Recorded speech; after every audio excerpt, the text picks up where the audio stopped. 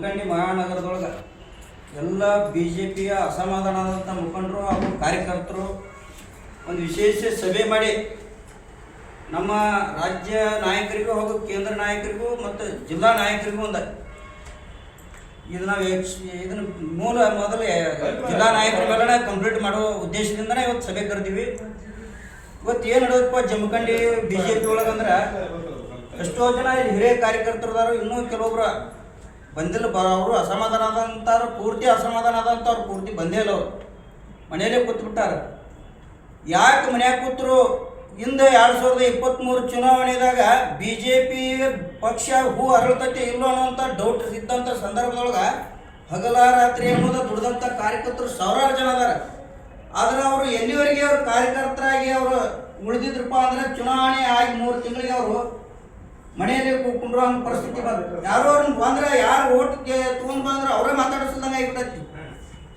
ಯಾರು ಕಾರ್ಯಕರ್ತರು ಯಾರು ಮುಖಂಡರು ಪ್ರತಿ ವಾರ್ಡ್ ಒಳಗೆ ಗ್ರಾಮದೊಳಗನ 10-20 ಓಟ್ ಗೆಲ್ಲುವಂಥ ಸಂದರ್ಭದೊಳಗೆ ಸಾವಿರಾರು ಓಟ್ ಒಂದೊಂದು ಊರಾಗ ಸಾವಿರಾರು ಗಂಟಲೆ ಲೀಡ್ ಕೊಟ್ಟಂಥ ಕಾರ್ಯಕರ್ತರು ಮತ್ತು ಮುಖಂಡರನ್ನ ಇವತ್ತು ಅವ್ರಿಗೆ ಹೊರಗಟ್ಟುವಂಥ ಪರಿಸ್ಥಿತಿ ಇವತ್ತು ಜಮಖಂಡಿ BJP ಪಾರ್ಟಿ ಒಳಗೆ ನಡೆದುಬಿಟ್ಟೈತಿ.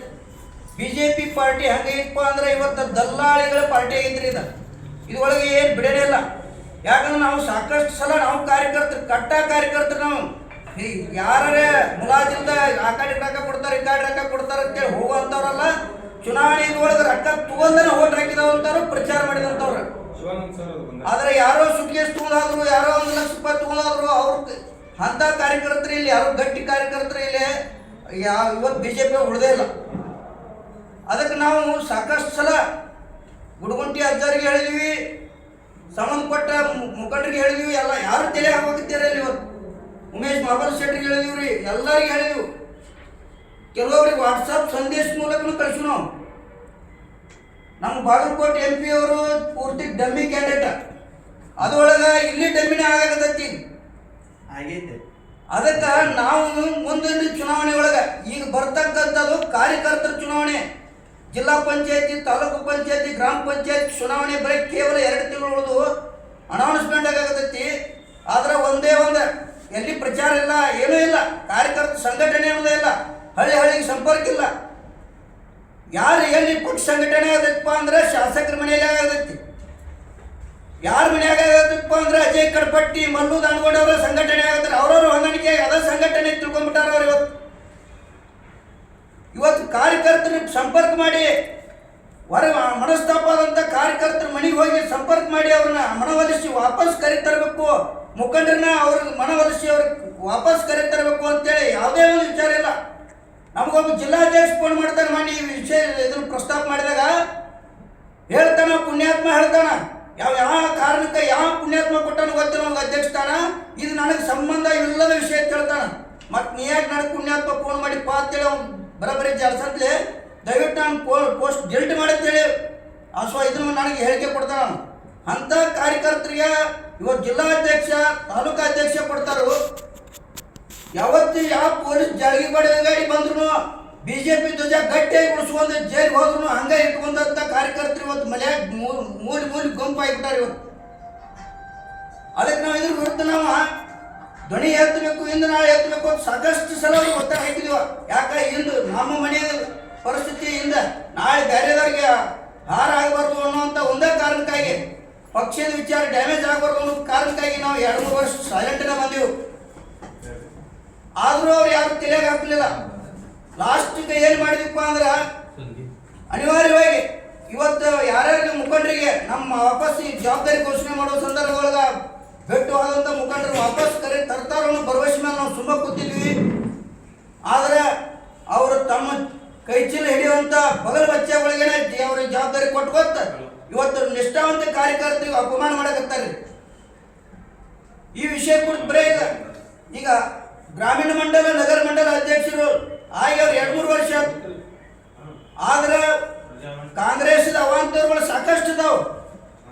ಏನು ನಡೆದಪ್ಪ ಅಂದ್ರೆ ಅಲ್ಲಿ ಪುನೀತ್ ಕೆರೆಯಲ್ಲಿ ಅಂತ ಒಬ್ಬ ಪಕ್ಕಾ ಗಂಡಸವನ್ನ ಈ ಏನು BJP ಅವರು 8 MLAಗಳಿದಾರೆ, ಇವರು ಸೀರೆ ಉಟ್ಕೊಂಡು ಬಳೆ ಉಟ್ಕೊಂಡು ಎಲ್ಲ ಮುಟ್ಕೊಂಡು ಹೋಗೋದು ಉಳಿದ ಅಡ್ಡ ಬಾಕಿ ಉಳಿದತ್ರಿ. ಈಗ ಹೌದು ಅದೇ ಪುನೀತ್ ಕೆರೆಹಳ್ಳಿ ಅಂತವ್ರು ಅವ್ನ ಮ್ಯಾಲ ದಿನಕ್ಕೆ ಒಂದು ಕೇಸ್ FIR ರೆಡಿ ಆಗತ್ರಿ, ಒಂದು ದಿನಕ್ಕೆ ಒಂದು ಕೇಸ್.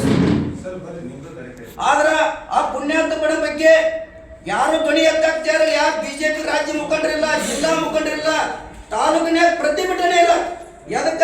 ಬಾಂಗ್ಲಾದಿಂದ, ನಮ್ಮ ದೇಶಕ್ಕೆ ಬಾಂಗ್ಲಾದಿಂದ ವಲಸೆ ಬರ್ತಾರೋ, ಅದು ಲಂಚ ಕೊಟ್ಟು ಆಧಾರ್ ಕಾರ್ಡ್ ವೋಟಿಂಗ್ ಕಾರ್ಡ್ ಕೊಡ್ಕೋತಾರೋ, ಲಾಸ್ಟಿಗೆ ಬಂದ ನಮ್ಮದೇ ಜಾಗ ಅತಿಕ್ರಮಣ ಮಾಡಿಕೊಂಡು ಮತ್ತೆ ಇಲ್ಲಿ ಏನಂತಾರೆ ಇಟ್ಟೆಲ್ಲ ಮಾಡ್ಕೊಂಡು ಕೂಡ ಅವ್ರೇನು ಭಾರತ ಮಾತಾಕಿ ಜೈ ಅನ್ನಂಗಿಲ್ಲ, ಜೈ ಬಾಂಗ್ಲಾ ಅಂತ ಹೋಗ್ತಾರ. ಆದ್ರ ಅಂಥವ್ರನ್ನ ಕಾಂಗ್ರೆಸ್ ಸಾಕಾಕತೈತಿ, ಕಾಂಗ್ರೆಸ್ ಸರ್ಕಾರ ಅವ್ರಿಗೆ ರಕ್ಷಣೆ ಕೊಡದೈತಿ. ಅವರನ್ನ ಬೆಳಕಿಗೆ ತಂದು ಅವ್ರ ಅಕ್ರಮಗಳನ್ನು ಬೆಳಕಿಗೆ ತಂದಂತ ಪುನೀತ್ ಕೆರೆಹಳ್ಳಿನ ರಾತ್ರೋರಾತ್ರಿ ಅರೆಸ್ಟ್ ಮಾಡ್ತಾರ. ಆದ್ರೆ ಇದ್ರ ವಿರುದ್ಧ ಯಾವ BJP ಲೀಡರ್ಗಳು, MP MLAಗಳು, ರಾಜ್ಯ ನಾಯಕರು, ಯಾವ ಶಾಸಕರು ಆಗಲಿ, ತಾಲೂಕಾ ಪದಾಧಿಕಾರಿಗಳ ಸರಿಕ ಅವ್ರಿಗೆ ಒಂದು ಸ್ಟೇಟ್ಮೆಂಟ್ ಇಲ್ಲ. ಕಡೆ ಪುಣ್ಯಾತ್ಮ ನಿಮ್ಗೆ ವಾಟ್ಸಪ್ ಸ್ಟೇಟಸ್ ಇಡಬೇಕಾಗಿತ್ತು ನೀವು, ಅದು ಇಲ್ಲ.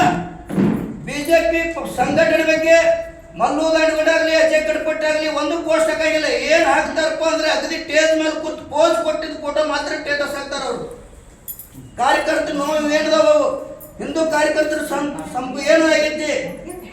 ಇವತ್ತು ಬಾಂಗ್ಲಾ ವಲಸಿಗರ ಬಗ್ಗೆ ಧ್ವನಿ ಎತ್ತಬೇಕಾದಂತ ಕಾರ್ಯಕರ್ತರ ಸಂಘಟಕರು ಮುಖಂಡರು ಇವತ್ತು ಬಾಯಿ ಮುಚ್ಕೊಂಡು ಸುಳ್ಳು ಕೂತಾರ್ರಿ. ಆದ್ರೆ ನಾವು ಅದಕ್ಕೆ ನಾವು BJP ರಾಜೀನಾಮೆ ಕೊಡಾಕತ್ತೀವೋ, ಸುಮ್ಮನೆ ತೆಲಿಗಿಟ್ಟಿಲ್ಲ ನಮಗೇನಿಲ್ಲ ಅಧಿಕಾರ ಇದೆ, ಅಧಿಕಾರ ಕೊಟ್ಟಿಲ್ಲ ಅಂತೇಳಿ ನಮ್ಗೆ ಇವತ್ತು ಯಾರು ರಾಜೀನಾಮೆ ಕೊಡಕ್ ಬಂದಿಲ್ರಿ ಇಲ್ಲಿ. ಆದ್ರೆ ಇನ್ನೊಂದು 10 ವರ್ಷದಾಗ ಈ ಇಡೀ ಹಿಂದೂ ರಾಷ್ಟ್ರ ಅನ್ನೋದು ಇದ್ರೊಳಗೆ ಏನು ಕರ್ನಾಟಕ ಆಯ್ತಲ್ಲ, ಪಶ್ಚಿಮ ಬಂಗಾಳ, ಕೇರಳ, ಇದು ಕಮ್ಯುನಿಸ್ಟ್ ಪಾರ್ಟಿ ಇದಾಗಿಬಿಡತ್ತೆ. ಇದು ಪೂರ್ತಿ ಬಾಂಗ್ಲಾ ಆಗುವಂತ ಪರಿಣಾಮ 190% ಆಲ್ರೆಡಿ ಕಾರ್ಯಾಚರಣೆ ನಡೆದೈತಿ. ಆ ಪುನೀತ್ ಕೆರೆಹಳ್ಳಿ ಬೆಂಬಲ ಕೊಡ್ರಿ ಅಂತೇಳಿ ಯಾರ್ಯಾರು ಪೋಸ್ಟ್ ಹಾಕ್ತಾರ, ರಿಟೈರ್ಮೆಂಟ್ ಕಮಿಷನರ್ ಪೋಸ್ಟ್ ಹಾಕ್ತಾರ, ಅವ್ರ ಪರವಾಗಿ ಧ್ವನಿ ಹಾಕ್ತಾರೋ, ನೇರ ಬಾಯಿ ಮುಚ್ಕೊಂಡು ಕೂತಾರೇನ್ರಿ ಇವ್ರ ರಾಜ್ಯ ನಾಯಕರು. ಅವ್ರಿಗೆ ಒಂದು ಕನಿಷ್ಠ ಅವರಿಗೆ ಸೌಜನ್ಯದಿಂದ ಅವ್ರ ಜೈಲಿಂದ ಬಿಡುಗಡೆ ಜಾಮೀನಾರಿ ಮಾಡಿಸೋದು ಇದು ಮಾಡಂಗಿಲ್ರಿ. ಅಂತ ಸಂದರ್ಭದೊಳಗ ಈ ಜಮಖಂಡಿ ನಗರದೊಳಗೂ ಕೂಡ BJP ಪಾರ್ಟಿ ನಾವು ಕಾರ್ಯಕರ್ತರು ಮುಖಂಡರು ನೀವು ಧ್ವನಿ ಎತ್ತಿದ್ರೆ ನಾವು ಬರ್ತೀವಿ, ಸಾವಿರಾರು ಜನ ಬರ್ತೀವಿ. ಆದ್ರೆ ನೀವೇನು ಕಾಂಗ್ರೆಸ್ ಗುಲಾಮಗಿರಿ ಮಾಡಕತ್ತೀರಿ, ಏನು ಕಾಂಗ್ರೆಸ್ ರಾಜ್ಯ ಸರ್ಕಾರಕ್ಕೆ ಹೆದರಿ ಹೊಂದಾಣಿಕೆ ರಾಜಕಾರಣ ಮಾಡಕತ್ತೀರಿ ಅನ್ನೋದು ಸಂಶಯ ಆಗತೈತಿ. ಅದಕ್ಕೆ ನಾವು ಇವತ್ತು ಮುಖಂಡರ ಮೂಲಕನ ರಾಷ್ಟ್ರೀಯ ನಾಯಕರಿಗೆ ಇಲ್ಲಿ ನಾವು ರಾಜ್ಯ ನಾಯಕರಿಗೆ ಕೊಡಬೇಕಾಗಿತ್ತ ಪತ್ರ, ಉಮೇಶ್ ಅವರು ರೆಡಿ ಮಾಡಿದ್ದು ರಾಜ್ಯ ನಾಯಕರಿಗೆ ಕೊಡಬೇಕಾಗಿತ್ತ. ಆದ್ರೆ ರಾಷ್ಟ್ರೀಯ ನಾಯಕರು ಯಾಕೆ ಬರ್ತಾರಪ್ಪ ಅಂದ್ರೆ ರಾಜ್ಯ ನಾಯಕರು ಅವರೇ ಅದಾರ. ರಾಜ್ಯ ನಾಯಕರು ಏನು ಈ ರಾಜ್ಯ ಈಗ BJP ರಾಜ್ಯಾಧ್ಯಕ್ಷರಿದ್ದಾರು, ಅವ್ರ ತೆಳಗೆ ಏನು 28 ಜಿಲ್ಲಾದಾಗ ಅಧ್ಯಕ್ಷರಿದಾರಲ್ಲ, ಅವ್ರ ಬಗಲ್ ಬಚ್ಚಗಳನ್ನ ಇಟ್ಕೊಂಡು ಅಟ್లా ಇದನ್ನ ಮಾಡಕತ್ತಾರೆ. ಇವತ್ತು ನಾವು ಶಾಂತಗೌಡ ಪಾಟೀಲ್ ರೀ, ಅವರು ಒಂದು ಸ್ಟೇಟ್ಮೆಂಟ್ ಇಲ್ರಿ ಬಾಂಗ್ಲಾದವ್ರ ಬಗ್ಗೆ. ಆ ಪುನೀತ್ ಕೆರೆಹಳ್ಳಿ ಬಗ್ಗೆನೂ ಸ್ಟೇಟ್ಮೆಂಟ್ ಇಲ್ಲ, ಯಾರಿಗೂ ಬೆಂಬಲ ಇಲ್ಲ. ಕಡೆಗೆ ಒಂದು ಪ್ರತಿಭಟನೆ ಮಾಡಿ ರಾಜ್ಯಪಾಲರಿಗೆ ಮನವಿ ಕೊಡೋದು ಅಂತ ದೂರ ಉಳಿದು ಬಿಡ್ತೇವ್ರಿ. ಅವ್ರಿಗೆ ಏನ್ ಬೇಕಾಯ್ತಿ, ಅಗದಿ ಯಾವ್ದಾರ ಟೇಜ ಒಂದು ಕುರ್ಚಿ ಒಂದು ಅಗದಿ ಹೈ ಲೆವೆಲ್ ಇರ್ಬೇಕಾಗಿತ್ತು, ಅದ ಒಂದು ಪೋಸ್. ಅದಕ್ಕೆ ನಾವು ಎಚ್ಚರಿಕೆ ಇದೆ. ಈಗ ನಾವು ರಾಜೀನಾಮೆ ಕೊಟ್ಟು ಹೊಂಟಿವಿ. ನಾವು BJPಗೆ ನಮ್ಗೆ ಏನು ಸಂಬಂಧ ಇಲ್ಲ. ನೀವು ಏನಾದರೂ ತಿರುಗಿ ಇದನ್ನ ಧ್ವನಿ ಎತ್ತದೇ ಇದ್ರ, ಅಕ್ರಮ ಬಾಂಗ್ಲಾದವ್ರ ಬಗ್ಗೆ ಧ್ವನಿ ಎತ್ತದೇ ಇದ್ರ, ಕಾರ್ಯಕರ್ತರ ಕಷ್ಟ ನೋವುಗಳ ಬಗ್ಗೆ ಧ್ವನಿ ಎತ್ತದೇ ಇದ್ರ, ಇದನ್ನು ಸರಿಪಡಿಸದೇ ಇದ್ರ ಮುಂದಿನ ಚುನಾವಣೆದೊಳಗೆ ನೀವೇನಾರ BJP ನಿಶಾನೆ ಹಿಡ್ಕೊಂಡು ಹಳ್ಳಿ ಒಳಗೆ ಬಂದ್ರೆ ಅದನ್ನ ಮೆಟ್ಲೆ ಹೊಡಿತೀವಿ ನಾವು. 100 ಮೆಟ್ಲೇನೆ ಹೊಡಿತೀವಿ. ಯಾವ ನನ್ನ ಮೇಲೆ ಕೇಸ್ ಮಾಡ್ಕೋತೀರಿ ಮಾಡ್ಕೋರಿ. ಯಾಕ್ರಿ ಹಗಲ ರಾತ್ರಿ ನನ್ನ ಮೇಲೆ 9 ಕೇಸ್ ಹಾಕೊಂಡು ನಾವು ಅಡ್ಡಾಡ್ತೀವಿ. ಉಮೇಶ್ 50 ಹಾಫ್ ಸೆಂಚುರಿ ಬಂದರು, ಎಷ್ಟೋ ಜನ ಕೇಸ್ ಹಾಕೊಂಡು ಇವತ್ತು ಜೈಲಿಗೆ ಹೋಗ್ತೀವಿ. ನಾವು ಹೋರಾಟ ಮಾಡ್ಬೇಕಾದ್ರೆ ನಾವೇ ಹೋರಾಟ ಮಾಡ್ಬೇಕ್ರಿ. ನೀವು ಎಲ್ಲ ಬೆಂಬಲ ಇದ್ರೆ ಒಬ್ಬ ಅಧಿಕಾರಿ ತಂದು ಕೆಲಸ ಮಾಡಿಸ್ಬೇಕಾಗಿ ಅನಿವಾರ್ಯವಾಗಿ ಹೋರಾಟ ಮಾಡಕತ್ತೀವಿ ನಾವು ಇವತ್ತು.